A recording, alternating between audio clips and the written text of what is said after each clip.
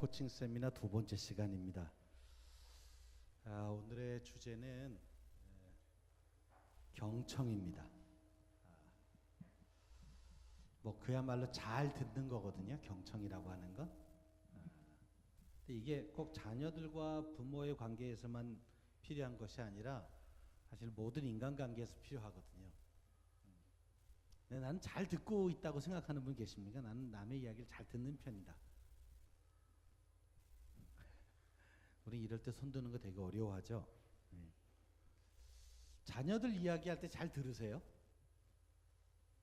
아니면 내 얘기 하려고 걔가 하는 얘기에 관심이 없나요?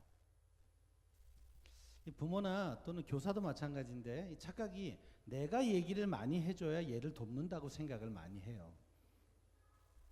애들은 잘 모른다. 그러니까 내가 모든 걸 알려줘야 한다.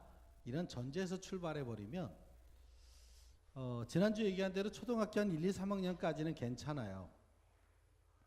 그때는 아이들이 굉장히 의존적인 아이들이기 때문에 엄마가 얘기해주면 잘 따라옵니다. 그런데 4학년 이상부터 한 10대로 들어오면서부터는 점점 어려워집니다. 애들이 생각이 생겼어요. 그게 어른들이 보기엔 판단이 좀 떨어지고 뭔가 분별을 잘 못하는 그런 수준일지라도 일단 자기 의견하고 충돌하거든요. 근데 이게 어느 정도 시도하다가 안 되면 아이들이 대화의 문을 닫아버려요. 그리고 이제 친구를 찾죠. 내 얘기를 잘 들어주는 친구를 찾습니다. 그러니까 애들이 그렇게 이제 핸드폰에 목매고 있는 이유 중에 하나가 여기에 들어있는 게임 때문만이 아니고 이게 친구랑 연결되어지는 굉장히 중요한 도구예요. 그러니까 이걸 손에서 못 띄죠. 근데 친구들이 점점 좋아지는 이유는 물론 아이들이 어느 정도 이제 커가면 어떻게 보면 이제 그룹이 달라지는 거죠. 부모 의존도에서 독립적으로 가면서 친구들을 사귀기 시작하는데 친구가 좋은 아주 가장 기본적인 이유는 친구는 내 얘기를 그냥 들어준다는 거예요. 공감해주고.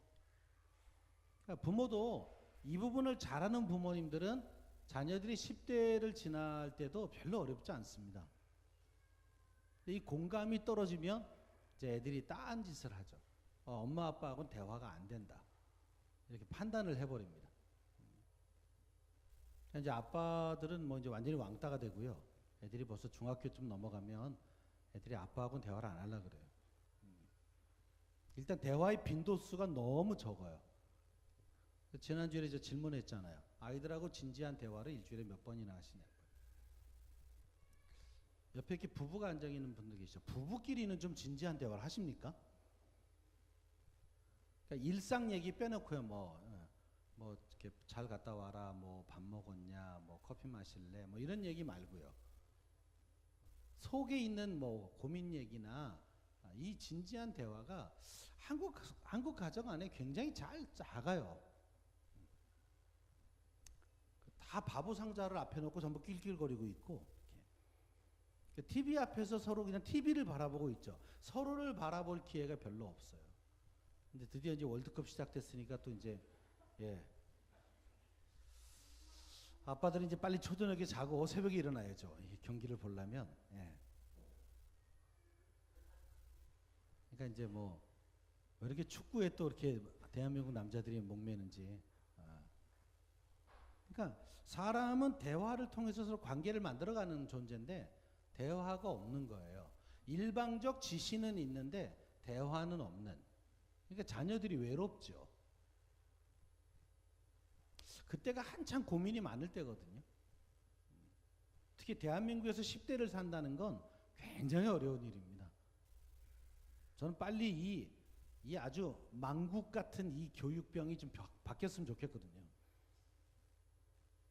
제발 대학을 보내기 위해서 자식을 키우지 마십시오. 자식은 대학을 가기 위해서 태어난 게 아닙니다. 근데 한국 사회만 유독이 이제 그만할 때 됐는데도 이걸 못 벗어나요. 대학을 꼭 가야 됩니까? 이런 질문 자체가 낯설으시죠? 그거 당연한 거 아니야? 아니, 당연하지 않습니다, 이제. 차라리 대학 등록금 가지고 딴 것을 하는 게 훨씬 유리해요. 사실 생각해 보세요. 한 초등학교 한 4, 5, 6학년부터 대학 들어갈 때까지 사교육비가 얼마나 들어갔나 한번 생각해 보세요. 월 100만 원씩만 잡고요. 10년 투자했다고 생각해 보세요. 그럼 1200만 원 곱하기 10년이니까 1억 2천. 거기다 대학 다니면서 들어간 돈 다 합치면 웬만한 사업 하나 합니다.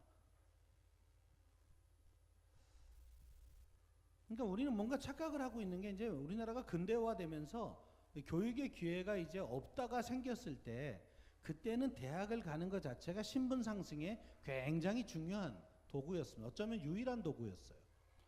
그러니까 개천에서 용나려면 대학을 가야 되거든요. 근데 이 부분이 너무 고착화돼서 지금 시대가 변화됐는데도 이상하게 부모들의 마음이 안 바뀌어요. 지금은 뭘 해도 하나만 잘하면 먹고 사는데 지장이 없어요. 또 하나 이제 아이들도 이렇게 검사를 해보면 공부를 잘할 아이와 못할 아이가 구분돼 있어요. 그러니까 모든 걸 다 잘할 수가 없다고. 예를 들면 한국의 교육은 영어, 수학을 잘해야 되거든요. 조금 더 욕심내면 과학도 잘해야 되고요. 국어도 잘해야죠. 근데 이게 사람의 이미 이 DNA 구조상 언어 지능이 떨어지는 애는 언어가 어느 수준에서 더 이상 발전이 안 돼요. 논리 수학 지능이 떨어지는 애는 수학을 못 따라가는 게 맞아요. 근데 어떻게 해서 애들은 이런 아이로 만들어졌을까요? 부모한테 물려받은 거예요. 이런 거 있죠. 가수 집안에서 가수 나오고, 작가 집안에서 작가 나오죠. 왜 그렇죠? 물론 맨날 보고 들은 게 그거였기 때문에 그거 흉내내다가 발전할 수도 있지만 기본적인 재능이 뒷받침 안 되면 아무리 아빠가 가수라도 가수로 갈 수가 없어요. 그 음악성을 이미 타고난 거죠. 그러니까 이런 것들을 좀 생각을 해서 부모가 이제 자녀들에게 해줄 수 있는 가장 좋은 건 아이가 가장 잘하고 행복하게 할 수 있는 일을 찾아주는 겁니다. 그러려면 다양한 경험을 시켜야 되고요. 다양한 경험을 통해서 아이가 이걸 할 때 참 행복하게 잘하더라. 이걸 찾아내는 작업이 우리들에게 참 필요합니다. 아마 그냥 부모가 열심인 분을 만날 때 애들이 행복하지 않아요. 지난주에도 얘기했다시피 너무 종교적으로도 치열하게 믿는 분이 계세요. 새벽기도 빠지면 절대로 안 되고 이런 분들. 애도 이제 거기 들볶여가지고 근데 처음에는 엄마 아빠랑 같이 다니기 좋으니까 이렇게 따라다녀요. 근데 어느 수준에 가면 그 지독함이 오히려 애들을 신앙의 길을 막아요. 공부도 마찬가지입니다. 아이가 하고 싶게 만들어내는 게 기술이에요. 그럼 이제 이런 과정에 아이들하고 제일 중요한 게 소통입니다. 애가 엄마 아빠한테 편안하게 자기 얘기를 할 수 있는 구조를 만들어내셔야 돼요. 얘기해봐야 엄마 아빠는 이건 벽이다, 벽 그냥. 그러면 이제 애는 문을 닫아요. 그러면 부모가 도와주고 싶어도 못 도와줍니다. 애들하고 소통을 하려면 애들 이야기를 진지하게 듣는 이런 부모들이 필요해요. 근데 이제 대부분 아빠들은 일을 빨리 해치우려고 하는 경향이 있거든요. 애 얘기를 주렁주렁 듣느니 그냥 한마디, 그거 있잖아, 이거야, 빡. 이게 이제 아빠들의 대화법이거든요. 남자들이 대부분 대화도 일로 생각하거든요. 근데 대화는 상대방의 입장에서 들어야 되는데 이게 아빠들은 이렇게 첫 마디 딱 꺼내면 그냥 바로 예단해 버리세요. 미리 판단하고 그 다음 얘기까지를 안 듣고 막 치고 나가신다고요. 그리고 빨리빨리 지시해버리고 말죠. 그거 이렇게 하면 되잖아. 이게 빠르기는 해요. 근데 두 가지 문제가 생기는데 이렇게 하면 되잖아. 이렇게 말하면 애는 수동적이 됩니다. 점점 이게 굳어지면 아이는 자기 의견이 없어져요. 그리고 아빠와는 대화가 안 된다는 결론을 내리죠. 보통 부부간에도 이렇게 대화가 잘 안 되지 않나요? 아내가 뭐 좀 얘기하려고 그러면 그거 이거잖아 막 이렇게 뭐 자꾸 설명하려고 그러고 자기가 가르치려고 그러잖아요. 근데 부인들 입장에서 들으면 되게 억울하죠. 뭘 해달라는 게 아니라 내 얘기를 좀 들어달라는 얘기인데 내가 그렇다고. 남자들은 뭐가 문제야 막 이러고 나오거든요. 기가 막히잖아요. 이제 공부도 다 비슷하게 했고 어떤 면에서 여자 공부를 더 잘했는데 남자들은 자꾸 자기가 설명하려고 그래요. 여자는 잘 모를 거라고 판단하고 있는 거죠. 이거 성차별입니다. 그러니까 이런 대화가 가정 안에서 부부관계도 어렵게 만들고요. 부인들이 맨날 외롭대잖아요. 그 남편은 아유 저것이 말이야 호강이 겨워서 요강에 빠졌지 그래. 내가 이렇게 잘해주는데 막 잘해주고 안 잘해주고는 수혜자가 결정하는 거예요. 이게 남자 여자 따로 좀 방에다 놓고 물어봤어야 되는데 여기서 또 대답을 잘 못하시죠. 또 집에 가서 문제가 되니까. 근데 대부분 여자들은 남자들이 내 얘기를 안 들어준다고 생각합니다. 여자는 보통 하루에 15,000개 정도의 그 단어를 써야 된대요. 그래야 행복하대요. 근데 남자는 한 7,000개쯤 쓴답니다. 근데 대부분 밖에서 일하다가 다 쓰고 들어와요. 그러니까 집에 오면 말하기 싫죠. 다 썼으니까. 그러니까 이제 집에 오면 입을 다물고 리모컨만 붙잡고 소파에서 안 떨어지는 거예요. 근데 비극은 부인들은 그 15,000개를 남편이 오면 쓰려고 저장하고 있다는 거죠. 그래서 남편이 오면 좀 그런 얘기를 하고 싶은데 남편은 도대체 말을 안 하려고 그래요. 어쩌다 말을 붙이면 그냥 그거 끊어버리고 이렇게. 결론이 뭐야? 막 결론을 자꾸 묻잖아요. 여자는 그 과정을 즐기거든요. 이렇게 과정을. 그러면 이제 딸이 그렇다는 뜻이에요. 아빠하고 딸이 이제 대화가 안 되는 게 이런 거예요. 딸은 그렇게 아빠랑 관계를 지으며 얘기를 하고 싶은 거예요. 결론을 얻으려고 한 게 아니고. 근데 아빠는 빨리 해치워야 내가 TV를 보거든. 월드컵을 봐야 되잖아요. 월드컵 좋아하다가 가족을 잃습니다. TV가 내 노후를 보장하지 않습니다. 또 물론 자매들도 이 형제들 이해를 잘 못하고 있고요. 이런 거예요. 만약에 남편이 아내와 대화를 시도했다. 그러면 아내는 과정을 즐긴다는 걸 이해해야 돼요. 그럼 이제 반대로 자매가 남편을 이해할 때는 남편은 결론이 중요하다는 걸 빨리 이해해야 돼요. 예를 들면 이런 거예요. 이제 우리나라하고 이제 스웨덴하고 이제 경기를 하잖아요. 근데 남편이 못 봤는데 아내는 봤어요. 그 경기를. 그 남편이 일어나가지고 야 이거 어떻게 된 거야? 막 이렇게 얘기하면 아내가 이러는 거야. 우리는 말이야 선수가 누가 나왔고 막 이렇게 하나도 안 중요해요.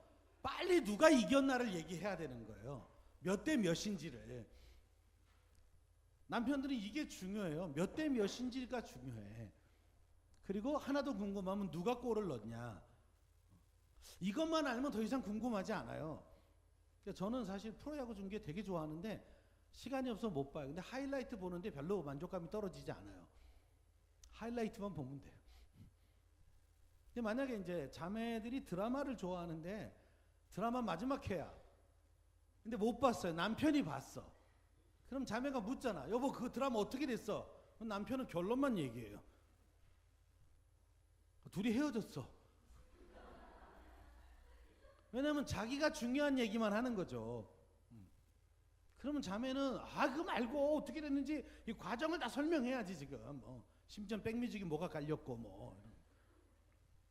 그리고 귀찮으시면 녹화 떴다 보여주세요. 내가 당신을 위해서 녹화를 떠났어. 그럼 이제 딸하고 대화할 때 아빠는 과정에 대한 설명을 해야 돼요. 야 이거잖아 이렇게 말하지 말고 아빠 생각엔 말이야 이렇게 하는 것이 너한테 이렇게 도움이 될 것 같고 그래서 아빠는 이렇게 했으면 참 좋겠어. 이렇게 과정을 가야 딸하고 대화가 되는 거고요. 아들놈하고 엄마가 대화할 때는 어떻게 해야 돼요? 결론만 얘기하면 돼요. 그냥 5만 원 줄게 이렇게. 그래 나이키 사줄게 이러면 되는데 요즘 아빠의 벌이가 어떻고 엄마가 지금 돈을 어떻게 써야 되는데 그런 아들은 도대체 저런 얘기를 나한테 왜 하나. 지금 운동화를 사줄 건가 말 건가 이것만 빨리 얘기해 주면 좋겠는데 엄마는 그걸 설명하기 위해서 과정을 막 거쳐가는 거예요. 왜? 자기식으로 설명하고 있는 거죠. 차라리 이렇게 물으면 어때요? 네 생각은 어떻게 했으면 좋겠어? 그리고 이렇게 들어주면 되잖아요. 이게 훨씬 쉽습니다. 쥐가 다 얘기한 다음에 그래서 엄마 네가 그렇게 할 때 엄마 입장은 어떨 것 같아? 이렇게 질문을 던지면 아이가 다 웬만한 거 알아요. 근데 그걸 대답하다 보니까 이번에 그냥 짠 거 살게. 이렇게 갈 수도 있거든요. 그래서 듣는 능력이 굉장히 중요합니다. 여기 이제 주일학교 교사하시는 분들도 자꾸 애들한테 뭔가 얘기를 많이 해줘야만 애가 바르게 자랄 거라고 생각하지 마시고 애가 얘기를 할 수 있도록 질문 던지고 듣고 이것이 교육에 있어서 훨씬 더 좋습니다. 집안에서도 자꾸 아이들에게 질문을 던져서 아이가 자기 얘기를 하게끔 만들어내는 이걸 어려서부터 좀 틀을 잡아주면 참 좋겠어요. 그럼 아이는 와서 다 얘기해요. 내가 얘기할 때 우리 어머니가 진지하게 잘 들어준다. 그럼 와서 중얼중얼 얘기한다. 근데 여러분, 애들이 인생의 위기를 겪고 막 어려움을 겪어 나갈 때 얘기를 안 하고 속으로 꽁하고 있는 애가 얼마나 위험한 아이인데요. 굉장히 주관적이면서 우울하고 대인관계가 떨어지고 이런 아이가 자살하기 딱 좋은 애예요. 옛날에는 이렇게 과묵한 아이가 굉장히 착한 아이라 그랬는데 아닙니다. 그 아이가 언제 어디로 튈지 몰라요. 그래서 좀 오늘 경청에 관한 이야기를 좀 같이 나누고 좀 같이 좀 배우고 했으면 좋겠습니다. 우선 영상을 통해서 경청이 얼마나 중요한가를 같이 어떻게 써야 될지. 경청의 힘, 아주 간단하지만 가장 어려운 기술이죠. 이번에는 애경 씨가 시험에 빠집니다. 제가 요즘 생각하고 있는 건 그래서 어떡하라고요? 글쎄요, 애경 씨는 이 시험을 잘 헤쳐갈까요? 그래서 저는 이 1,000만 원으로 고민이 아니네. 제가 자랑이네. 사람을 너무 너무 바쁘신데 제가 아유 뭐 바쁘진 않아요. 바쁘진 않은데. 바쁘진 않고. 멱살부터 잡고 시작해요. 결국 애경 씨마저도 시험에 걸려들고 마네요. 근데 원래 경청하기, 말처럼 그렇게 쉽지는 않죠. 그러나 의식적으로 노력하면 가장 쉽게 가장 빠른 효과를 보는 설득 기술이 바로 경청이기도 합니다. 그러니까 포기할 거예요. 제가 그거 아니잖아. 들어보려고는 노력을 많이 했어요. 제가 일방적으로 얘기를 해서 애가 그냥 깨닫는 것보다 애가 먼저 얘기를 하고 거기에서 뭔가를 찾아줬을 때 애가 학생이 받아들이는 게 더 빠른 것 같긴 했어요. 상대방을 이해하려고 입장 바꿔 생각하는 경우가 많으니까 그 사람의 마음을 좀 더 파고들 수 있는 말이나 행동이나 이런 걸로 이어지지 않을까. 좀 그런 훈련이 된다는 느낌? 고민이 욕심이 많은데 욕심 많은 거를 어떻게 해소를 해요? 제 말이 웃기세요? 눈치채셨죠? 도현 씨는 불친절한 상담원. 아니 사실 별거 아닌 거든요. 자기만 열심히 하면 되는 건데 그거를 상담소까지 와서 아니 저기 예. 저 다른 상담소 가보겠습니다. 초등학교 애들과 같이 있다 보니까 그런 사리분별이 약간 떨어지시는 것 같네요. 그런 걸 고치셔야 돼. 제가 상담 전문가로서 조언을 해드리는 거예요. 불친절함의 강도가 점점 높아가고 있죠. 기가 막힌 상호 씨. 웃어도 보고 항의도 해보는데 이런 그렇죠. 이쯤 되면 미션인 걸 모를 리 없죠. 그러나 봐봐요. 전 하라는 대로 했을 뿐이에요. 아무리 변명을 해봐도 이미 상처는 다 받은 상태. 잘했어. 연기 되게 잘했어. 아, 내가 진짜 난 연기 아닌다고 저도 갑자기 막 오르더라고. 알면서도 화가 나는 상황, 비밀은 거기에 있습니다. 교사가 된 지 채 1년이 되지 않은 상호 씨. 그는 얼마 전에 소중한 경험을 했습니다. 빨리 나가도 괜찮아. 문제아로 알려진 아이와의 상담이었죠. 그런데 무조건 경청하라 그 교훈을 따르자 놀라운 변화가 일어났습니다. 얘가 아픈 건데 그 아픈 걸 내가 또 이렇게 끄집어 내가지고 같이 좀 이렇게 하는 게 어색하고 힘들고 저도 힘들고 막상 불러서 많이 들었죠. 많이 듣고 감정을 많이 얘가 어떤 감정이구나 그런 것도 제가 그제서 알았고 그 이후로 이제 애가 많이 변했거든요. 이제 그런 얘기 한 번 한 이후로. 그 경청의 힘이 다시 증명됩니다. 쪽으로 좀 워크홀릭이 돼가는 그런 느낌. 친절한 상담원 앞에 앉자 상황이 변한 거죠. 내가 이 일에 관심은 있지만 그래도 조금 마음이 좀 편해지지 않을까요? 진짜. 도무지 상담이 끝날 기미가 없습니다. 저는 누나 좋은 대로 할 거예요. 진짜로. 시츄에이션 미션 같은 건 이미 잊어버린 상태. 자기가 해야 되는 대화는 이후에도 계속됐습니다. 진짜 농담이 아니고. 단지 경청해 줬을 뿐인데 상호 씨의 상담은 끝날 줄을 모릅니다. 경청의 비밀 한번 들어보시죠. 역지사지. 상대방이 또 듣고 싶은 말 그거를 해주는 거죠. 상대방이 듣고 싶은 말을 해주는 것. 공감하기. 공감하기. 눈을 맞춘다. 가까이 몸을 간다든지 고개를 끄덕인다든지 오케이. 고개 끄덕거리기. 관심과 흥미라고 생각해요. 관심과 흥미. 소리를 낸다. 그 맞장구를 쳐주는 것 그런 맞장구, 게 중요한. 쉼새. 재진술을 한다. 상대방의 말을 받아서 재진술을 하기 시작합니다. 설득이 속임수라고요? 설득은 남에게 다가가는 기술. 내가 아니라 너를 대화의 중심에 놓는 기술. 그래서 가장 열린 인간이 되는 그런 기술입니다. 네, 남이 이야기할 때 호기심 어리게 쳐다봐줘야죠. 이런 거 있잖아요. 여보 얘기 좀 할까? 그러면 이렇게 들어 누워가지고 TV 보면서 할 얘기 있으면 해. 이건 이미 말하는 사람의 기분이 이미 이건 아니거든요. 아 그래? 그럼 얼른 TV 끄고 앞에 앉아서 얼굴을 쳐다봐주면서 커피 한잔 하면서 할까? 이렇게 얘기를 해야 얘기를 하고 싶죠.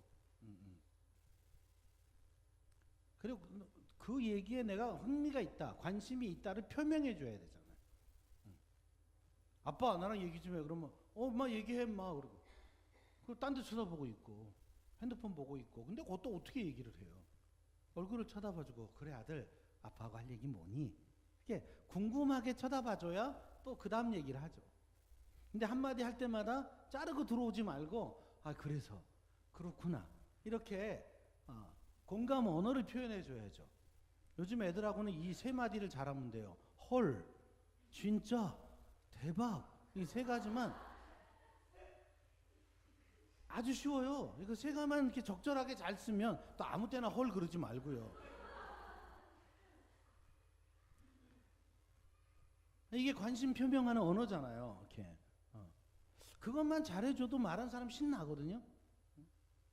그러니까 어떤 분이 경청을 이렇게 설명해서 경청은 세상에서 제일 재미없는 남의 이야기를 세상에서 제일 재미있는 내 이야기처럼 들어주는 게 경청이다 그랬어요.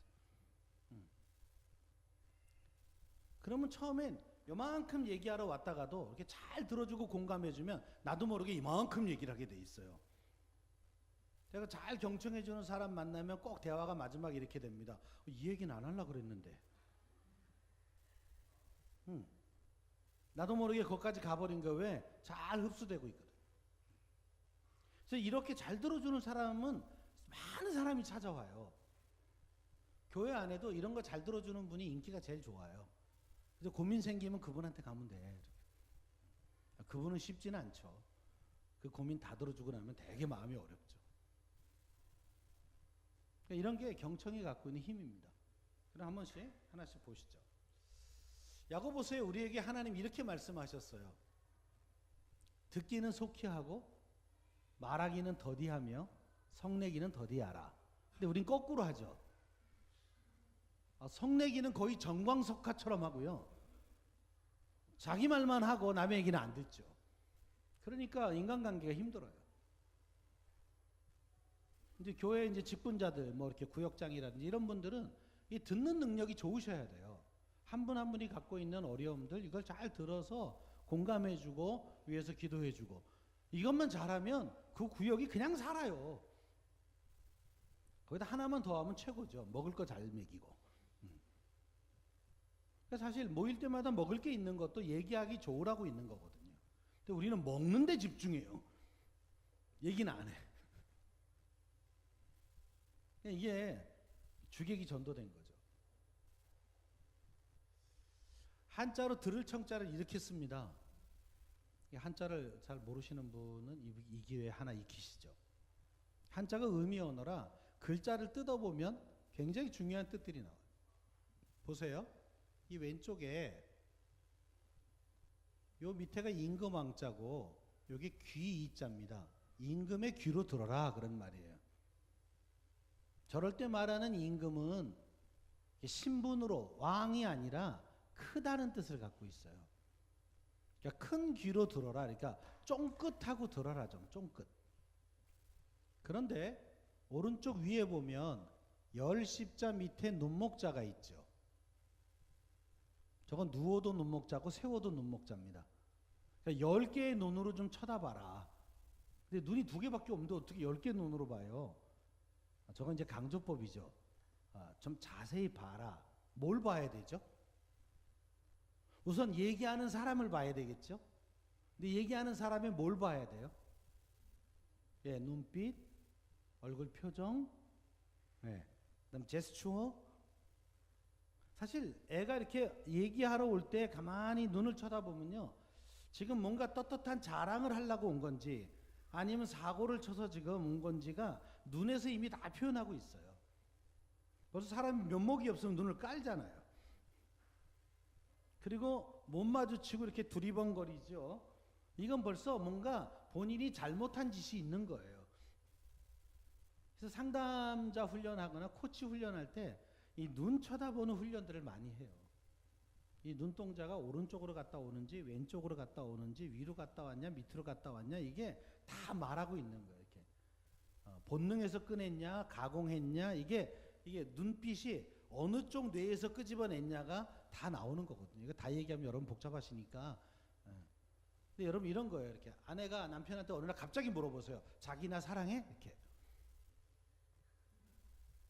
근데 남편이 하고 바로 나오면 진짜 사랑하는 거고요.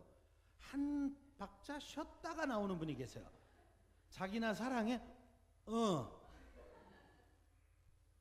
요거는 이제 오늘 이 대답을 잘못했다간 오늘 밤이 힘들겠다. 막 이런 걸 생각하고 대답한 거예요. 남자들이 이런 데 잘 걸립니다. 그러니까 이게 이제 본능에서 꺼냈으면 바로 나오는 거예요. 늘 이 아내가 좋았으면 바로 나오는데 생각 좀 해봐야 되는 사랑도 있죠.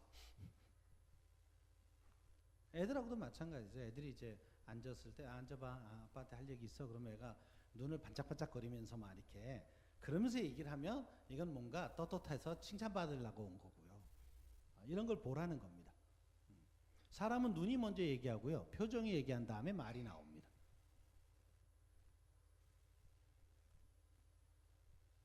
근데 그걸 안 보고 이렇게 전화로 내지는 카톡으로는 진심을 파악하기가 좀 어려워요. 그 다음에 밑에 한일자 그리고 마음심자가 있죠. 이렇게 마음은 하나로. 이게 딴 생각하지 말고 그 얘기만 집중하라는 말입니다. 근데 딴 생각 중에 가장 큰 딴 생각이 뭐냐면 그 아이에게 갖고 있는 내 선입견이에요. 저 새끼는 늘 사고치는 놈. 이렇게 생각하고 얘 말을 들으면 하나도 믿어지지 않아요. 근데 왜? 저놈은 막 팥으로 매주 써도 내가 믿는다. 이렇게 하는 놈이 말하면 다 긍정이 돼요. 근데 여러분 성경이 뭐라 그랬냐면 이전 것은 지나갔으니 보라 새 것이 되었다고. 제발 자녀들하고 관계에서 지난 날의 걸 너무 많이 생각하지 마세요. 오늘 이 아이가 새로워질 수 있다는 믿음을 가지고 다시 들어줄 필요가 있습니다. 또 속을지라도. 근데 딱 우리 마음에 저 나쁜 놈, 저 사고뭉치 이러고 딱 선을 그어놔버리면 무슨 얘기를 해도 안 들려요. 내 마음에 있는 선입견을 버리세요. 지금 하는 얘기를 그것만 우선 들으세요. 좀. 이건 뭐 모든 인간관계에서 마찬가지입니다. 그 선입견을 갖고 들으면 다 걸러져요. 사람은 이 생각에 선택적 투과막이 있어요. 내가 듣고 싶은 것만 들려요. 그러니까 예수님이 요한복음 8장에 보면 간음하다 잡혀온 여인을 만났을 때 사람들이 이 여자를 예수님 앞에 집어던지고 발가벗겨진 여자죠. 전부 돌을 들고 있잖아요. 죽이려고. 그 예수 보고 당신은 어떻게 하겠냐고 묻는데 예수가 대답을 안 하시잖아요. 땅바닥에다가 글씨를 쓰시죠. 근데 글씨 쓰는 것 자체가 큰 의미가 있는 거라면 성경은 거기에 뭐라고 썼다라고 말했을 거예요. 이건 상담을 공부하고 나면 금방 이해가 돼요. 이때 얘기 잘못하면 여자가 죽어요. 지금 죽이려고 왔거든요. 군중이. 군중 심리는 또 다른 겁니다. 근데 이때 만약에 예수가 금방 오자마자 죄 없는 자가 돌로 쳐라 그러면 여자는 죽었어요. 왜? 흥분한 군중은 자기가 듣고 싶은 것만 들려요. 그러면 돌로 쳐라만 들려요. 예수가 시간을 끈 건 얘들이 열이 떨어질 때를 기다린 거예요. 그리고 관심을 딴 데로 돌린 거죠. 여자 죽이려고 하는 이 관심을 딴 데로 돌리려고 땅바닥에 글씨를 쓰니까 저건 뭘 쓰는 거야? 그리고 쳐다보게 돼 있죠.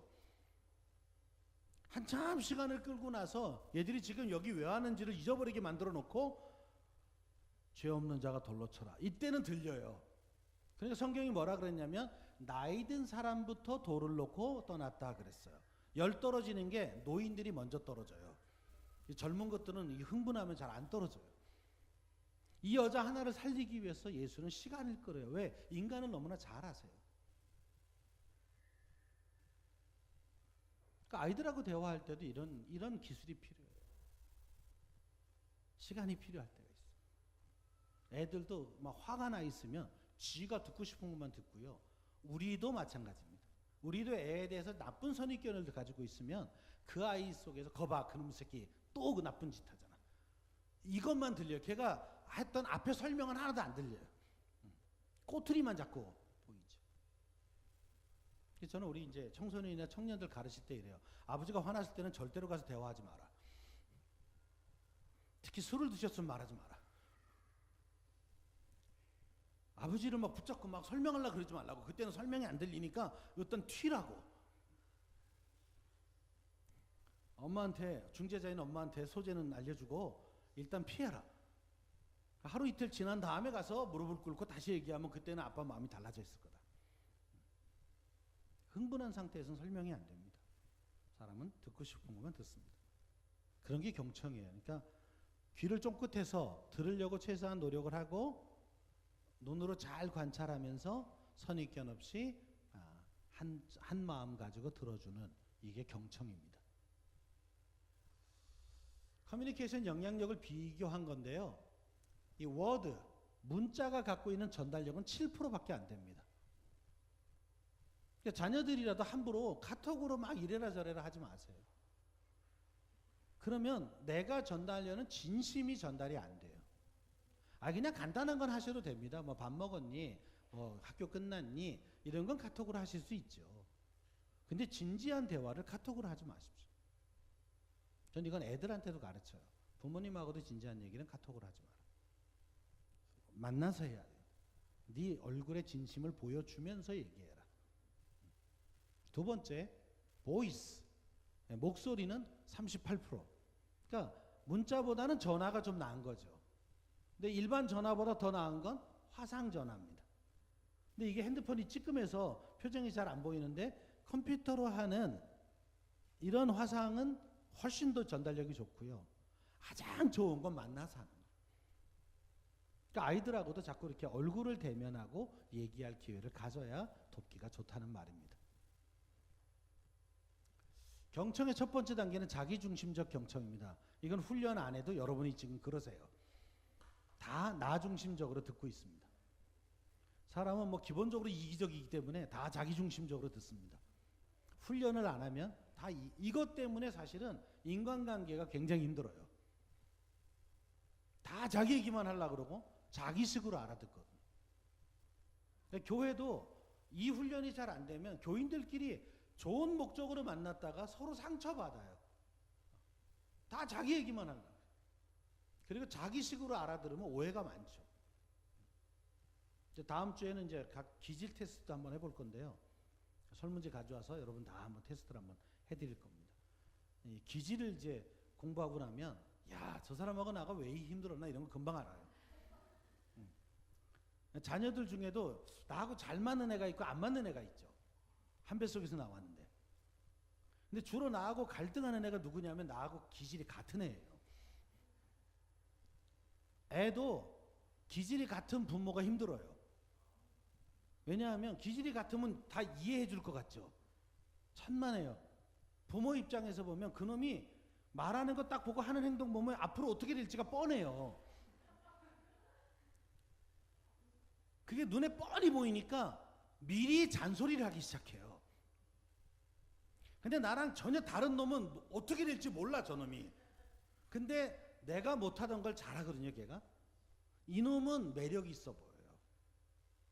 근데 나하고 같은 놈이 저거 무슨 실수할지 이게 다 보이니까 엄마 아빠 입장은 그걸 안 하게 해주려고 하는 거예요.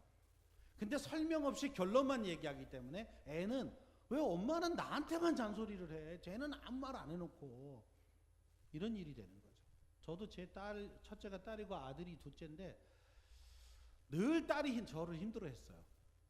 딸이 저하고 똑같아요. 참 감사하게도 생긴 것도 똑같아요.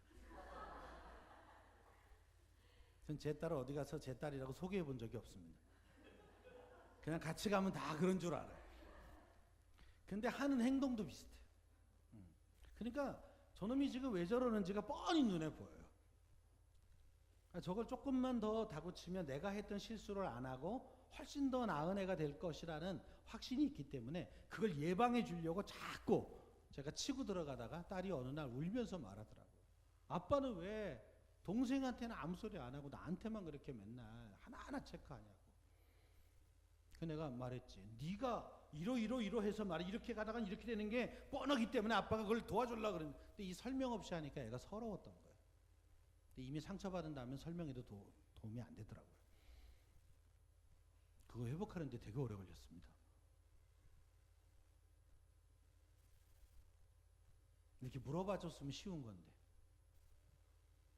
아빠가 뭐 도와주면 돼? 이렇게. 가서 그냥 야, 그 다음에 이렇게 해야지 막.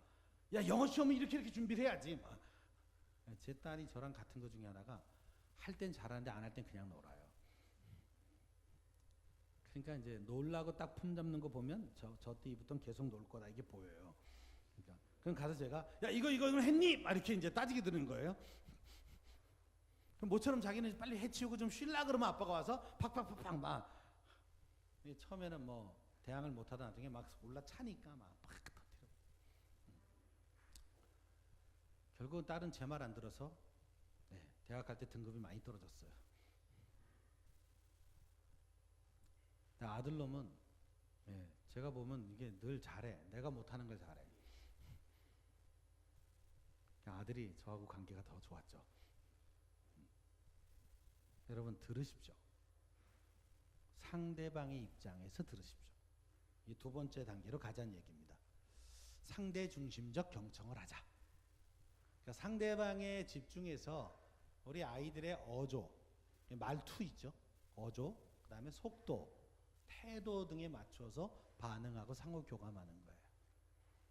관심 있게 사랑 있게 쳐다보면 아이도 말하는 패턴이 있어요. 말의 틀이 있어요. 잘 쓰는 단어들이 있고요. 걔가 누군가한테 설명을 할 때 설명하는 룰이 있어요. 이렇게. 이걸 좀 잘 파악을 하면 아주 쉽습니다. 그러기 하기 위해서는 이렇게 다 영어로 돼 있어 좀 이따 설명을 할게요. 아이 컨택, 미러링, 페이싱, 백트래킹 같은 이런 기술이 필요합니다. 뭐 영어로 써놓으니까 대단한 것 같은데 별거 아닙니다. 좀 이따 다시 설명을 할게요. 그 다음에 이걸 잘하면 여기까지 올 수 있어요. 이 직관적 경청은 표현하지 않은 것까지 보여지는 거예요. 근데 이건 선천적으로 여자가 잘합니다. 하나님은 여자에게는 이거에 굉장한 촉을 주셨어요. 그럴 수밖에 없는 게 하나님이 여자의 몸을 통해서 아이를 낳게 하셨거든요. 근데 말을 못하는 아이를 키우려면 저게 발달하지 않으면 아이를 제대로 키울 수가 없어요. 그래서 그냥 얼굴 딱 보면 뭔지 알겠고 엄마하고 부르는 그 소리만 들어도 제가 지금 왜 저러는지를 알아요. 심지어는 어린아이가 울 때 울음소리를 듣고도 구별하죠. 물론 자식을 여러 명 키웠을 때 가능한 겁니다. 요즘처럼 하나 둘 키워가지고는 뭐 이 노하우를 발견할 수가 없어요. 저희 할머니처럼 11명쯤 키우면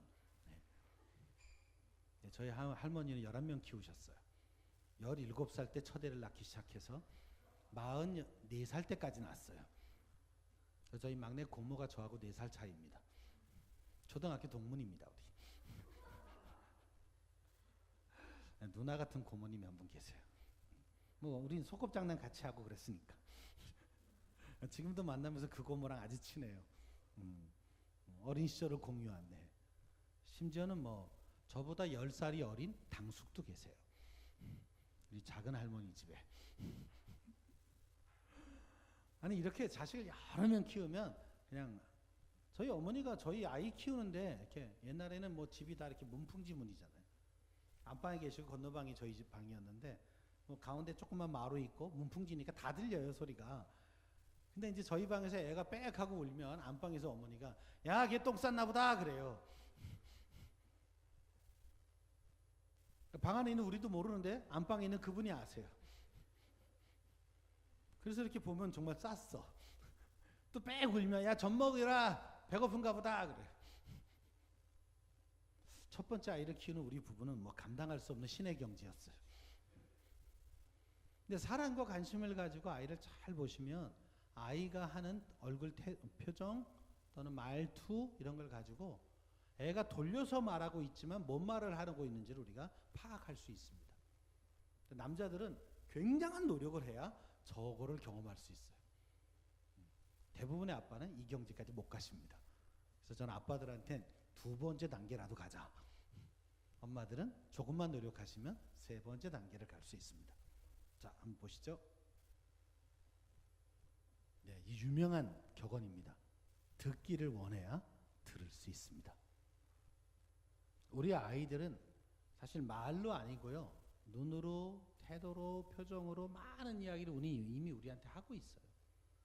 근데 우리가 들으려는 마음을 가지고 보면 아이들의 얘기가 들립니다. 안 들으려고 하시면 애가 와서 직접 얘기해도 못 알아들으세요. 그런 얘기 언제 했냐고 그래요. 제가 목회하면서 제일 힘든 게 예배 시간에 광고를 하면 교인들이 다 몰라요. 정말 화가 나는 건 내 아내가 모르는 거예요. 그래놓고 집에 가면 뭐라 그러냐면 아 여보 아까 왜 예배 때 그 광고 안 했어 그러는 거예요. 했거든요. 왜냐하면 이게 설교가 딱 끝나고 광고가 뒷시간에 있으면요 사람들이 예배를 빨리 끝냈으면 하는 마음 때문에 벌써 예배 끝나고 뒷시간에 대한 관심으로 다 옮겨가 버려요. 근데 제 아내는 늘 개척교회 아내였기 때문에 끝나면 빨리 밥을 가서 해야 돼요. 이미 다 해놨지만 막 빨리 가서 이거 데피고 막 이래가지고 교인들이 나랑 인사하고 올라오는 동안에 빨리 밥 준비를 막 이 생각에 빠져 있으니까 설교 끝나고 나서부터는 아무것도 안 들려요. 네, 은혜교회는 굉장히 지혜롭게 설교 전에 광고를 하더라고요. 굉장히 지혜로운 겁니다. 사람들은 뭐 설교가 끝나면 이미 예배 후에 관심으로 옮겨가 버려요. 하긴 뭐 설교 때 이미 옮겨가 본 분도 많이 계세요. 자, 경청 방법입니다. 자, 몸으로 경청하기인데 첫 번째가 아이 컨택. 쉽게 말하면 눈 맞춤입니다. 자, 말하는 사람의 눈을 쳐다봐라. 관심 있게, 초롱초롱하게, 흥미롭게. 그리고 여기에 설명이 참 많아요. 그럼 어디를 보냐? 눈을 보면 이게 말하는 사람 이렇게 가까이 앉아서 말하는 사람 눈을 이렇게 빤히 쳐다보면 이게 말하기가 되게 불편해요. 아무리 친한 사이라도. 그래서 이제 책에 보면 눈을 보지 말고 양미간을 봐라. 여기를. 제가 해봤거든요. 거기를 이렇게 쳐다보면 얘기하다가 막 웃어요 또 얘가. 내 눈이 자꾸 사시가 되니까. 다른 책을 봤죠. 그랬더니 눈 쳐다보면 부담스러우니까 말하는 입을 보래요. 그래서 입에도 여기 인중을 여기쯤 보면 제일 좋대. 그것도 해봤어요. 자꾸 해보니까 말하는 분이 자꾸 여기를 닦아가면서 말해. 내가 여기 뭐 묻었나? 뭐 이래가지고. 그런 뜻이 아니고요. 흥미롭게 관심 있게 호기심 어리게 쳐다보라는 말이에요. 눈 깜빡이셔도 괜찮고요. 근데 얼굴에서 시선을 돌리지 마세요. 핸드폰을 본다든지 다른 데를 쳐다본다든지 이런 거 하지 말고 얼굴을 쳐다보는데 흥미롭고 관심 있게 이렇게 반응을 하란 말입니다. 눈빛이 벌써 듣고 싶다, 안 듣고 싶다 얘기하잖아요. 우리도 흥미가 떨어지면 벌써 하품이 나와요. 남의 이야기 들을 때는. 그러니까 이렇게 호기심 어리게 쳐다봐라. 이게 아이 컨택, 이 눈맞춤의 핵심입니다. 두 번째, 네, 미러링 한다. 이건 거울 보여주기라고 번역할 수 있습니다. 뭐냐면 얘기를 듣다 보면 조리 있게 얘기를 잘하는 사람이 있는 반면에 횡설수설하는 분이 계세요. 뭔 얘기를 하러 왔는지를 모르겠는 막 이 얘기했다 저 얘기했다 막 이렇게 왔다 갔다. 근데 이걸 그냥 앉아 들으려니 열불이 나고 아유 뭔 얘기할 건지 그냥 본론만 얘기하라고 막 이렇게 하면 관계가 나빠지니까 이럴 때는 거울 보여주기 뭐냐면 그 사람 한 얘기를 한번 다시 해주는 거예요. 그러니까 집사님 얘기는 A, B, C, D 이런 얘기인데 이 중에서 오늘 나하고 어떤 얘기 하고 싶은 거예요? 라고 물어주는 거예요.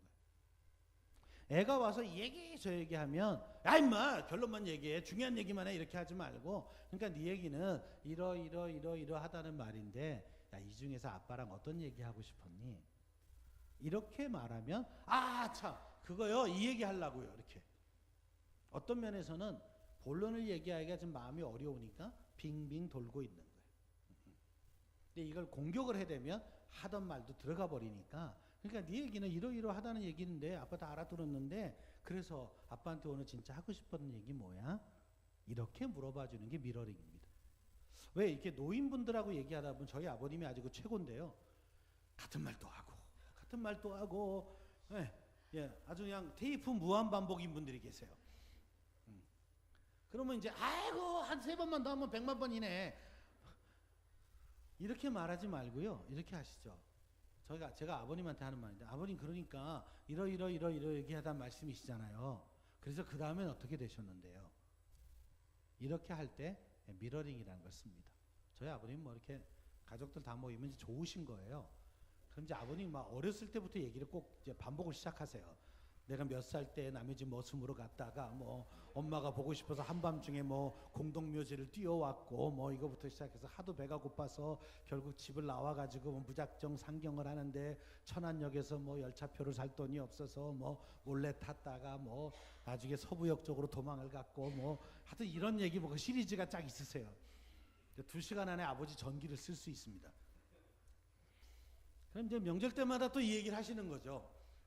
그만큼 내가 너희들 고생하면서 키웠다 이 말하고 싶으신 건데 그 얘기를 돌려 이제만 하시면 우리 이제 동생들은 이제 아휴 아버지 저 얘기 또 시작하신다 다 딴 방으로 가요. 항상 장난 몫입니다 이거. 그럼 제가 한 번은 다시 들어드려요. 한 번은 들어드리고 두 번째 또 하시면 그러니까 아버지 그 천안역에서 열차를 무임승차 하셨잖아요. 그리고 서부역에 내리셨죠. 그리고 세차장에 들어가서 취업을 하셨잖아요. 이렇게 내가 앞서가 버리면 우리 아버님 웃으세요. 다 아는구나. 그리고 제가 마지막 결론을 내드리죠. 아버지가 그렇게 고생해서 우리를 키워줘서 우린 고생 없이 잘 컸다고. 이 얘기 듣고 싶으신 거예요. 그 얘기까지 하면 아이고 내 마음 알아들은 건 큰아들밖에 없네. 그리고 자기 방으로 가세요. 그러니까 이제 교회에서도 이제 노인분들 만나시면 일부러 그러는 게 아니에요. 그분도 그냥 할 얘기의 소재가 늘 그거기 때문에 했던 얘기도 하고 그러면 한 번쯤 기쁘게 들어주시고 아유 그래서 권사님 그 다음에 이렇게 되셨잖아요. 이렇게 한번 거울로 보여주면 아이고 다 알고 있네. 그리고 마세요. 이렇게 아이들하고 대화할 때 횡설수설할 때라든지 이럴 때는 미러링을 하십시오. 세 번째 페이싱. 이거는 호흡이나 동작이나 음조를 맞추는 건데 애들도 말하는 패턴이 있잖아요. 이렇게 애들이 막 수다스러운 애는 벌써 음이 높아요. 엄마 이러고 시작한다고요. 근데 애가 좀 우울한 애는 벌써 첫음이 떨어져요. 엄마 기분이 나쁘고 이럴 때 엄마 이럴 때 이러고 엄마 오늘은 뭐 유치원 가는데 어쩌고 막 이렇게 떠드는데 엄마가 반응한다고 이렇게 했어요.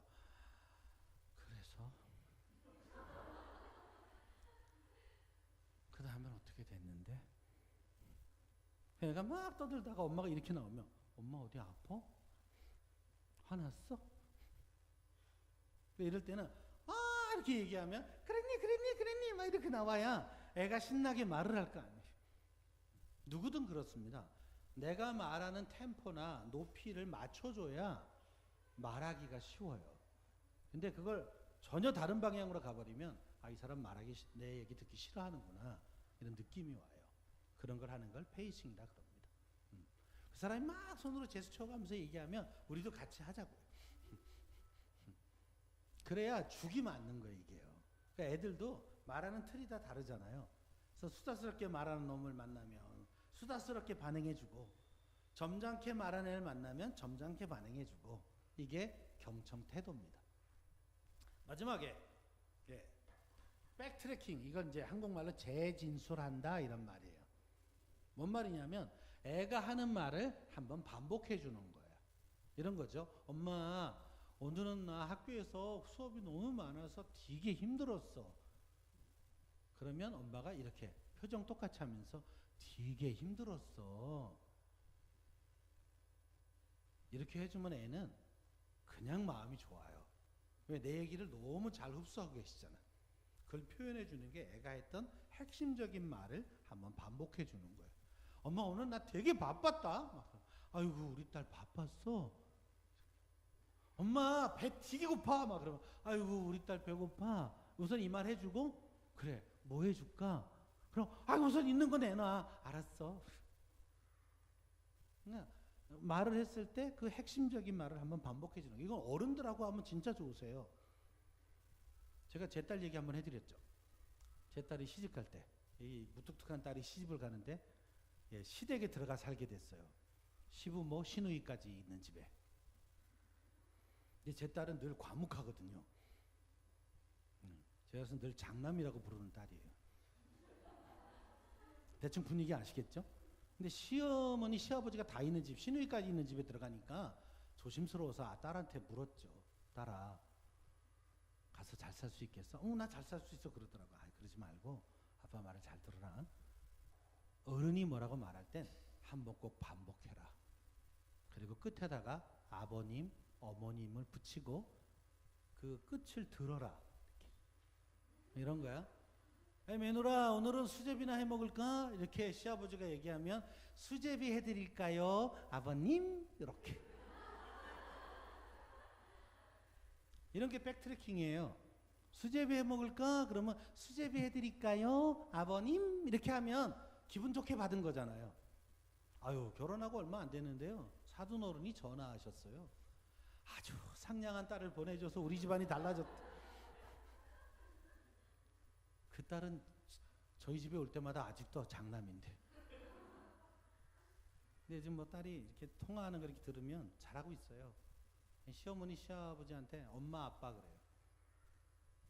한 번은 저한테 와서 이렇게 전화 받다가 엄마 이러고 전화 받길래 내가 쳐다봤더니 좀 당황해 하더라고요.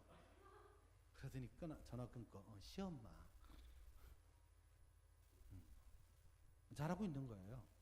어른들한테 그냥 며느리가 와서 엄마 아빠 그러는데 안 좋아할 사람이 어디 있어. 그래서 그거 잘하고 있냐? 그러면 잘하고 있대 자기. 재준술하는 겁니다. 애가 한 말을 반복해. 특히 애가 뭔가 힘든 말을 했을 때 한 번쯤 반복해 주는 게 공감해 주는 겁니다. 자, 사실 세 가지를 경청해야 되는데요. 우리 자녀가 했던 그 말, 사실을 경청해 주고요. 그 다음엔 감정. 그렇게 말할 때 얘가 어떤 감정이구나. 그 다음에 의도. 그 말을 하는 의도가 있겠죠. 예를 들면 이런 거예요. 엄마, 나 오늘 되게 힘들어. 자, 말은 한마디 했어. 그럼 이제 사실은 뭐예요? 힘들다는 거죠, 그냥. 근데 감정은 어때요? 거기 힘들다는 말 속에 사실과 감정이 다 들어있어요. 그죠? 많이 지쳤다. 이런 거예요. 의도는 뭐예요? 위로받고 싶다. 쉬고 싶다. 엄마가 이럴 땐 좀 나한테 잘해주라. 이런 의도가 거기 깔려 있는 거죠. 그래서 이럴 땐 괜히 막 이렇게 축 늘어지고 막 그래요. 자기 말을 더 강하게 하려고요. 이걸 셋 다 파악을 했으면 엄마는 뭐라고 말해줘야 될까요? 야, 학생 때 다 그 정도 하는 거야.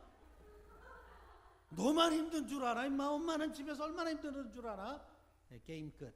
네. 네.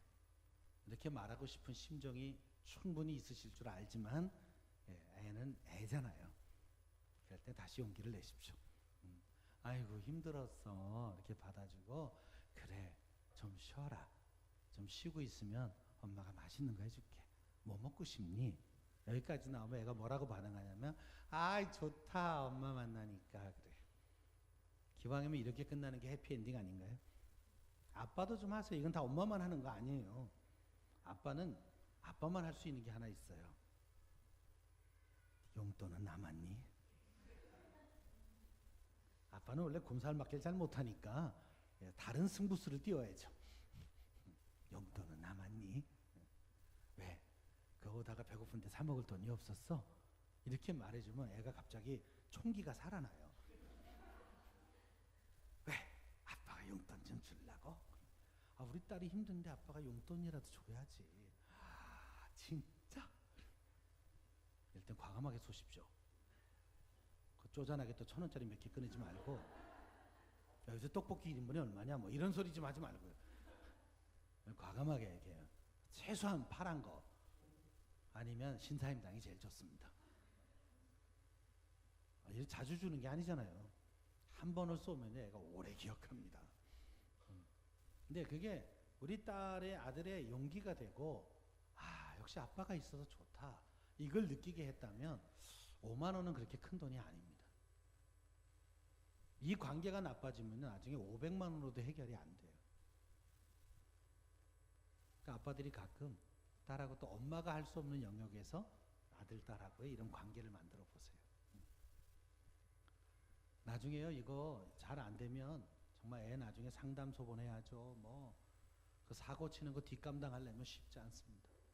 근데 지금 관계가 좋을 때부터 이걸 잘 챙기셔서 아이들이 청소년기 한참 그 질풍노도의 시기를 지날 때도 엄마 아빠가 안 식혀야 돼요. 엄마 아빠한테 가면 내 마음을 알아줘.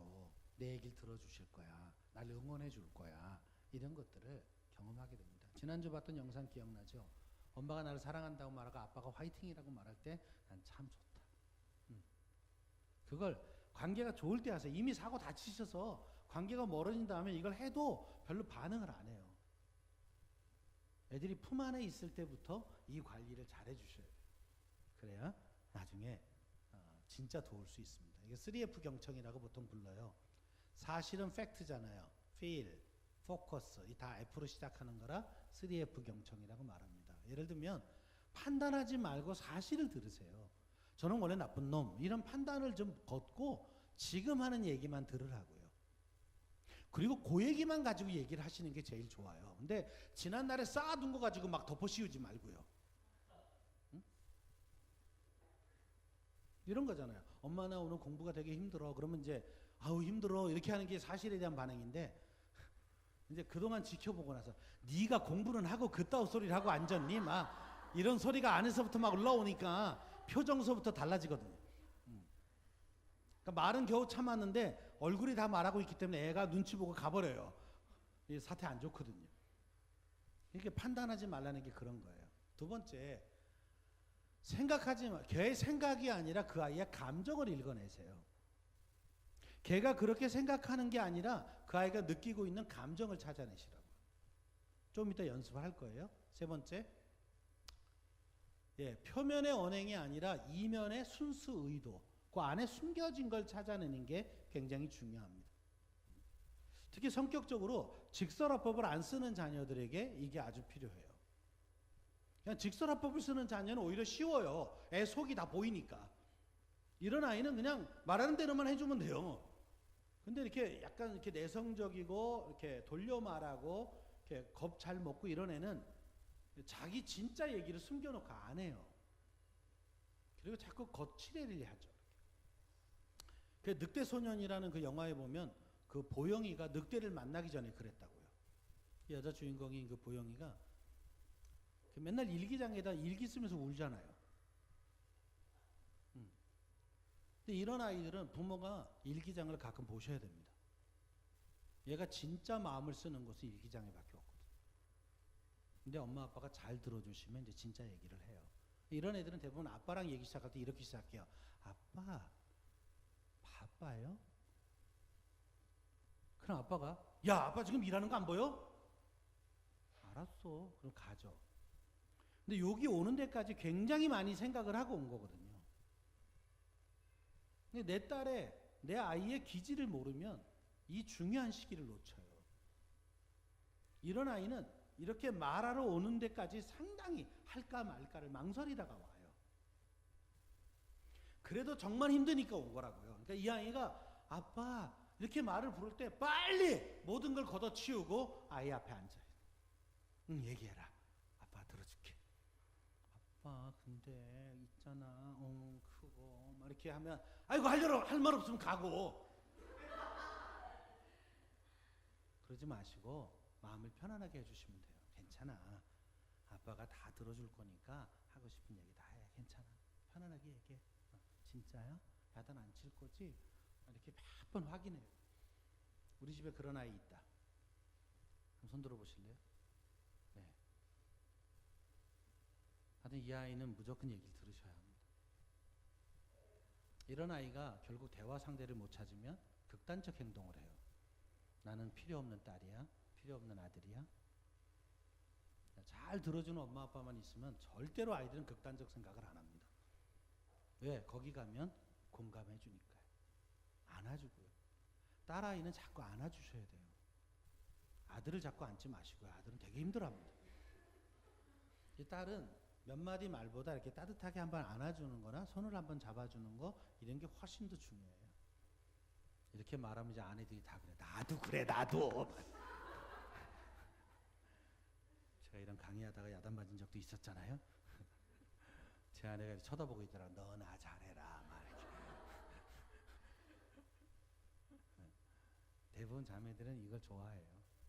그렇다고 또 교회에 오는 애들 자꾸 앉지 말고요. 잘못하면 미투가 돼요. 네. 자, 한번 연습해 볼게요. 이게 사실인지 판단인지 한번 맞춰보세요. 둘 중에 하나입니다. 자, 영희는 학교 출석 시간에 자주 늦는다. 사실입니까? 판단입니까? 둘 중에 하나예요. 자, 손 들어 볼 겁니다. 자, 사실이다. 하여튼 안 들리면 신천지야. 둘 중에 하나는 꼭 드셔야 됩니다. 자, 사실이다. 두 번째, 판단이다. 안 들은 분은 뭐예요? 신천지예요? 판단입니다. 자주라는 말 때문에 그렇습니다. 근데 영희가 들으면 되게 억울해요. 얘가 지각을 했는데, 야 영희야, 너는 학교 출석 시간에 자주 늦는다. 그러면 영희의 마음속에 뭐라고 말하고 싶죠? 내가 언제요? 저런 단어가 들어가면 판단이 들어간 거예요. 자, 그 다음 거부터는 씌우세요 이제. 자, 사실의 판단이에요? 이거 판단이에요. 예의가 없다. 굉장히 주관적인 거죠 이거. 세 번째, 철수야 오늘 학원에 30분 늦었더라. 이건 화가 안 나요. 30분 늦었는데 30분 늦었더라 그러면 쌤 죄송해요. 다음에 안 늦을게요. 이렇게 나오죠. 근데 거기다 넌 늘 30분씩 늦더라. 내가 언제요? 막 겨우 2번인데 막. 그러니까 그런 단어 쓰는 걸 조심하셔야 돼요. 근데 왜냐하면 애한테 아직 감정이 이렇게 남아 있는 거예요. 저 나쁜 새끼 막 이렇게 남아 있다가 어느 기회가 되면 그걸 싸잡아서 튀어나오는 거예요. 성경이 뭐라 그랬죠? 70번씩 7번이라도 용서하라. 용서는 잊어버리는 거거든요. 늘 늦었더라도 오늘 것만 얘기하십시오. 그러면 애가 미안해해요. 자, 그럼 사실 판단? 판단이에요. 이유 있었어요. 선생님은 수업 시간에 나를 무시했다. 그래도 판단. 서운해서 한 말이에요. 용준이 학급회의 시간에 내 의견을 묻지 않았다? 사실을 빙자한 판단입니다. 안 물었는데 꼭 나한테 뭔가 나한테만 안 물었다 이런 마음이 그 안에 들어있잖아요. 내 아들은 이를 자주 닦지 않는다. 판단이에요. 아들은 되게 억울해요. 네. 차라리 이렇게, 야 아들아 저녁 먹고 이 안 닦았네? 이건 할 말 없죠. 근데 너는 참 이를 자주 안 닦어. 엄마 기준하고 안 맞을 뿐이지 아들은 나름대로 닦은 거예요. 뭐 아빠들도 이거 가끔 들으시죠? 아빠들이 뭐라 그러면 아까 커피 마셨잖아. 커피를 양치 지일이 되던가요? 네. 영희는 나와 이야기를 할 때 불평을 한다? 이것도 판단이죠. 네. 철수는 내가 원하는 건 좀처럼 하지 않아. 네, 좀처럼 자주 늘 항상 이런 말은 함부로 쓰는 게 아닙니다. 칭찬할 때는 자주 쓰세요. 칭찬할 때 이런 말들이 굉장히 빛이 납니다. 그런데 뭔가 나쁜 걸 지적할 때는 그런 말을 안 쓰는 게 좋습니다. 자녀들도 인격체입니다. 그렇게 뭉탱이 쳐서 막 덤태기를 씌워버리면 애가 변호하고 싶어져요. 네. 자, 그럼 감정인지 생각인지 맞춰보세요. 1번이 늘 어려워요. 나는 엄마가 나를 사랑하지 않는다고 느껴. 자, 감정이다. 감정이다. 둘 중에 하나라니까요. 내리고 생각이다. 그쵸? 생각입니다. 걔가 그렇게 생각할 뿐이에요. 그러니까 여러분 상담을 하는 사람이 저 말을 잘못 알아들어서 아유 니네 엄마는 참 나쁘다 야 이렇게 반응하면 큰일 나죠. 본인이 그렇게 생각하고 있는 거니까 아유 무슨 엄마가 너를 얼마나 사랑하는데 이렇게 반응을 해줘야죠. 자, 그 다음부터 구별이 쉬우세요. 영희가 떠나게 돼서 슬프다? 이게 감정이에요. 네. 그렇죠? 엄마가 나를 조종하는 것처럼 느껴져. 생각에. 아빠가 그런 말 할 때는 겁나요. 이거는 감정이죠. 그럴 땐 겁나요. 그러면 아빠는 어떻게 반응해 줘야 돼요? 미안해. 아빠가 앞으로는 그렇게 말 안 할게. 그런데 예를 들면 엄마가 나를 조종하는 것처럼 느껴져. 그러면 아빠는 뭐라고 얘기해 줘야 돼요? 그럴 리가. 엄마가 너를 얼마나 사랑하시는데. 이게 잘 알아듣느냐의 문제예요. 잘못 알아들으면 전혀 엉뚱한 말을 할 수밖에 없습니다. 네. 당신이 좋아져서 행복해요. 아이들에게 내가 중요하다고 느낀다. 느낀다 이런 표현들은 그렇게 본인이 생각하고 있는 거예요. 그걸 교정해 줄 필요가 있습니다. 내가 오해를 받고 있다고 느껴진다. 빨리 하라는 소리를 들으면 초조해요. 네, 이건 감정이죠. 이제 야유회 가는 날이 늘 이래요. 이제 아빠는 딱 아침 8시 출발이야? 딱 이렇게 얘기하죠. 자기는 8시에 딱 나가서 자동차 운전대를 잡아요. 그럼 이제 부인들 보고 야 빨리 안 나와! 막 그럼 부인들도 솔직하게 말하면 되는데 곧 가요! 그래. 남자들에게 곧 가요는 1분 안에 나온다고요. 부인이 안에서 곧 간다는 말은 30분 내에 나온다는 말이죠. 그래갖고 야유회 못 갔던 집이 많아요. 빵빵거리고 막 안 나온다 그래 나중에 그냥 자 시동 끄고 올라와 버리잖아. 안 가! 근데 남자들 이해하십시오. 여자들은 나가려면요. 가스레인지 장가야죠. 다 치워야 돼. 제가 아내 잃고 혼자 살림을 해보니까 알겠더라고요. 한번 며칠 나갔다 온다는 게 얼마나 복잡한 일인지를. 근데 제가 아내 있을 때 몰랐어요. 그냥 나는 몸뚱이만 나오면 됐거든요. 내 가방만 챙기고. 요즘은 그렇게 안 합니다. 일단 나가서 시동을 안 걸어요. 뭐 우리 딸도 여자잖아요. 저는요. 편안하게 준비해. 그리고 이제 다 준비되면 얘기해줘. 그때 나가자. 전 그동안에 핸드폰 가지고 장난치고 있고 이렇게 가정의 평화가 있죠. 우리 아들이 이렇게 쇼핑을 가면 되게 오래 해요. 딸처럼 쇼핑합니다. 그래서 아들하고 처음 쇼핑 갔다가 아주 힘들었어요. 그 다음부터는 카드를 줘요. 마음껏 돌아다니고 아빠 여기서 책 보고 있을게. 우리 아들은 3바퀴 돌고 4번째 사요. 이 여자들 쇼핑법이잖아요. 남자 여자가 꼭 다 다른 건 아닙니다. 오히려 우리 딸이 쉬워요. 날 닮아서. 항상 첫 집에서 사요. 남자들은 첫 집에서 삽니다. 여자 종업원이 아유 잘 어울리시네요. 아유 그래요? 이거 주세요. 바로. 근데 우리 딸은 첫 집 딱 가서 딱 보고 됐어요. 그럼 나와 그냥. 그리고 인터넷으로 주문해요. 모델만 보고. 다 다른 겁니다.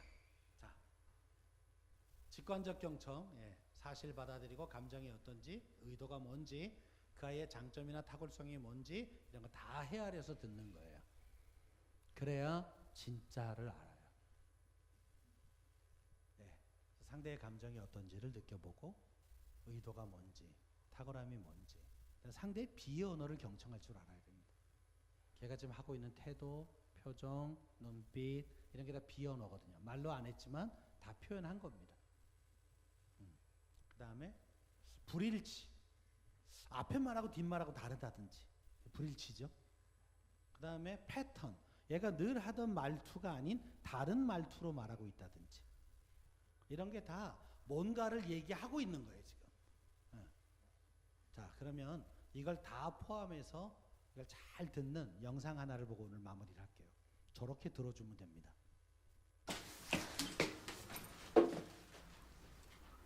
둘이 자매입니다. 다 언어장애인이라 수화로 얘기합니다. 술 먹고 온 애가 언니, 동생이고요.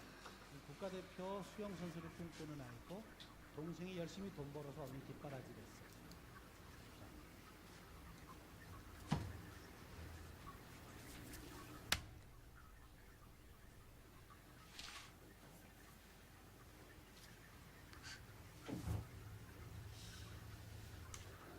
평소에 언니가 이렇게 말해본 적이 없는 거죠.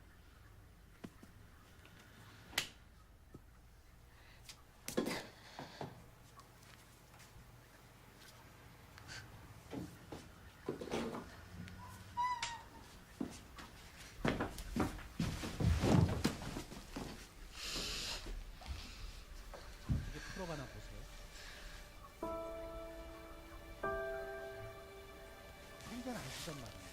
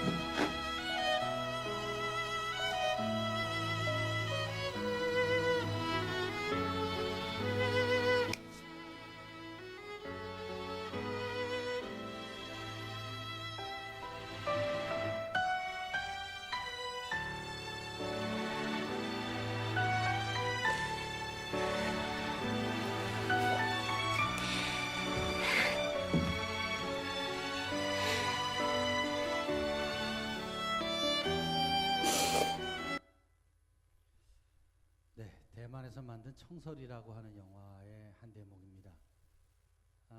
저 언니의 말의 의도, 감정 다 파악하고요. 언니의 탁월한 장점을 칭찬해주면서 언니를 다시 회복시키죠. 우리 아이들의 이야기를 이렇게 들어주세요. 아이들 나쁜 아이가 없습니다. 그 아이가 좋은 부모를 만나면 좋은 아이로 자랄 거고요. 그래서 애들이 이야기할 때 함부로 대하지 마시고 하나하나 듣는 연습들을 좀 해주세요. 잘 들어주시면 애들은 자주 와서 얘기할 거예요. 그러면서 애들의 장점을 자꾸 이야기해 주세요. 단점 지적해서 잘 되는 아이가 없습니다. 장점을 자꾸 건드려주면 아이는 신나서 더 잘하고 싶어져요. 애가 아빠 나 이거 왜 이렇게 못하지? 이렇게 말할 때 아이 바보야 네가 안 하니까 그렇지 이렇게 말하지 말고 아니야 너는 이걸 잘하잖아. 아빠는 네가 이거 잘해서 너무 좋아. 이렇게 말해주면 애가 기분이 좋아져요. 힘이 나고요. 그러면 저것도 좀 잘해서 칭찬받고 싶어져요. 그래서 자기가 열심을 내면 그게 좋아져요. 근데 자꾸 못한다고 지적을 해버리면 주눅이 들어서 하던 것도 잘 못해요. 그러니까 오늘 수업부터 가능한 아이들 장점을 건드려 주세요. 아빠 갑자기 왜 이래? 너 세미나 했어? 막 이렇게 애들이 얘기를 할 거예요. 그때 오히려 진지하게 말하세요. 세미나 했어. 근데 아빠가 그동안 참 너한테 잘 못해준 것 같아서 오늘부터 잘해보려고. 어떻게 해주면 좋은지 네가 앞으로 얘기 좀 해주라. 그럼 아빠가 그렇게 한번 해볼게. 그럼 애가 막 주님이 살아계시다고 아마 외칠 거예요. 자, 이번 한 주간 가셔서 또 배운 거 아이들하고 잘 적용해 보시고 아이들의 변화를 보십시오. 그리고 일부러 아이들하고 1대1 데이트를 좀 하세요. 특히 대화가 어려웠던 애가 있으면 애가 좋아하는 방식으로 데이트를 한번 하십시오. 그리고 아빠한테 하고 싶었던 얘기는 없니? 한번 진지하게 물으세요. 처음부터 너무 좋은 결과를 기대하지 마세요. 이게 어색해서 처음에 말을 잘 안 합니다. 그런데 몇 번 시도하시면 아빠가 정말 날 위해서 이렇게 마음을 여셨구나 그런 마음을 열고 자꾸 칭찬하세요. 이쁘다고 말해주고 그리고 일부러 만들어서라도 칭찬을 던지세요. 그러면 아이가 진짜 아빠야? 내가 진짜 좋아? 막 이렇게 자꾸 물을 거예요. 아니야 정말 좋아. 난 네가 내 아들이라 너무 좋다. 네가 내 딸이라 너무 행복하다. 이런 말을 해주면 아이가 서서히 녹아 들어옵니다. 그러고 나서부터는 정말 좋은 대화 관계 때문에 우리가 행복해져요. 아이가 내 품으로 들어오는 이 기쁨을 맛보게 됩니다. 너무 늦었다고 생각하지 마시고 다시 시도해 보시면 그런 결과를 맞게 될 겁니다. 이번 한 주간 잘 해보고 다음 주일날 3번째 세미나 진행하겠습니다. 기도하겠습니다. 하나님 아버지, 오늘 거룩한 주일에 하나님께 나와 예배하고 또 오후 시간에 같이 우리가 어떻게 하면 좋은 부모가 될 것인가를 같이 고민하고 또 배워도 봤습니다. 하나님, 우리도 인간이고 우리도 감정이 있고 우리도 모자란 부분이 많아서 배운 것들을 다 실천하기가 쉽지는 않습니다. 그러나 하나님, 내 자녀의 행복을 위해서 또 우리의 좋은 관계를 위해서 용기를 내고 한번 시도해 보겠습니다. 하나님 도와주시고 우리 가정 안에 또 부부끼리 부모와 자녀 간에 정말 행복한 소통이 일어나게 하시고 정말 천국을 경험하는 가정이 될 수 있도록 은혜 베푸시며 또 확대된 가족인 우리 교회 안의 모든 성도들도 이렇게 서로의 심정을 잘 헤아리며 잘 들어주는 과정을 통해 교회가 점점 더 행복한 공동체가 될 수 있도록 은혜 베풀어 주시옵소서. 지금은 우리 구주 예수 그리스도의 은혜와 아버지 하나님의 그 무한하신 사랑하심과 성령의 감동감화 교통하심이 내 자녀를 향하여 잘 들어주고 좋은 대화를 통해 자녀를 우리에게 맡기신 아버지의 뜻대로 잘 키우기로 마음에 다짐하는 살아가는 주의 자녀들 머리머리 위에 이제로부터 영원토록 함께 하옵시기를 간절히 축원하옵나이다. 아멘.